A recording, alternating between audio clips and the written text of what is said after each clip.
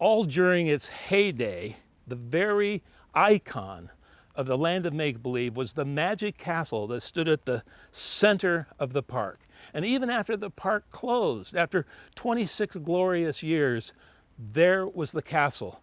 Through floods and through ice outs, the castle stayed. Other buildings went, but the castle stayed until August 28th, 2011, when Tropical Storm Irene arrived and said, "Land of make-believe?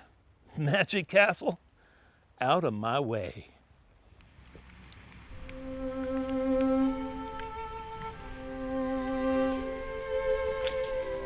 As I walked out into what was once a very busy and very happy place, I was struck by the utter destruction dealt the whole valley by the storm.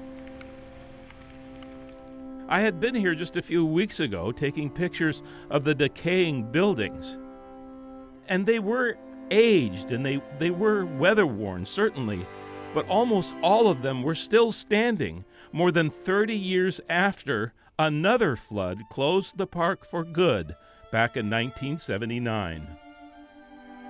But Irene had dealt the final blow. Nothing was left standing.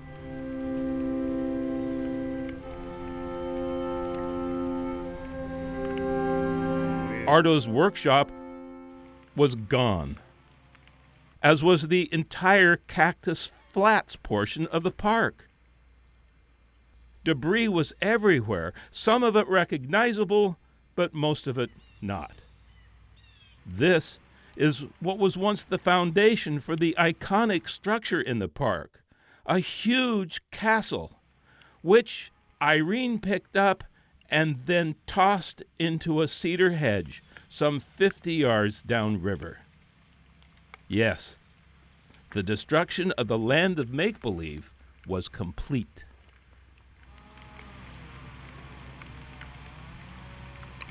And here on the north side of the old land of make-believe, the old parking lot, is this huge pile of sand, really good quality sand, that I thought at first was brought in by the state workers who were repairing the highway up here.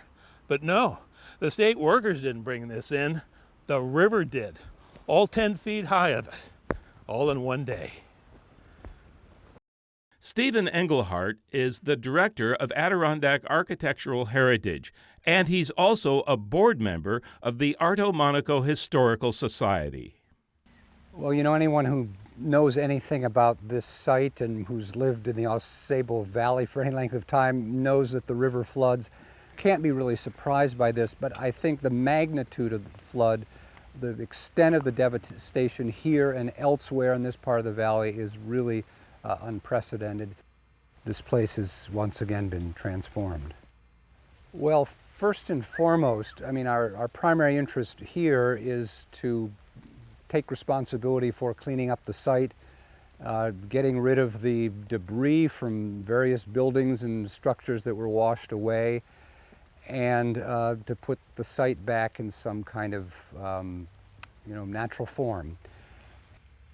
It's hard to look at all this and contemplate a future which it is hoped would include some kind of memorial to Arto Monaco's vision. The board also imagines doing some kind of local memorial or tribute to Arto somewhere in the town of Jay, and exactly what form that will take, we don't really know. There was a thought at one point about doing it as part of a small park project here on this property. But the river and the flooding seems to be telling us to go in another direction. And so we're not sure exactly what form that will take, but we really want for people that live here, for people that are visiting here, to be able to come somewhere here in this town and be present with Arto and his work. And we'll find a way to do that. There used to be about 40 buildings here, about 40. The others are gone down the river. But out of all this carnage, there is some good news. Well, the good news is that one of the goals of the Arto Monaco Historical Society has been to acquire Arto's substantial collection of art, artifacts, toys, decorative objects, other things that were a lot of his creative output in his life. And we over the last year or so, acquired that collection, took it off of this site, and put it in the hands of two major institutions, the Adirondack Museum in Blue Mountain Lake and the Strong Museum in Rochester, otherwise called the National Museum of Play. And these are great repositories for Arto's work, and through these institutions, this will be a great way that Arto will be remembered. That's a happy ending. And as far as the physical things like the iconic castle, they're gone. There's nothing left here. It's almost as if you're looking at the land like it must have looked like before there was a land of make-believe. But there's one thing that remains that no flood can ever wash away, and that's the memories that we all have of a very magical place called the land of make-believe.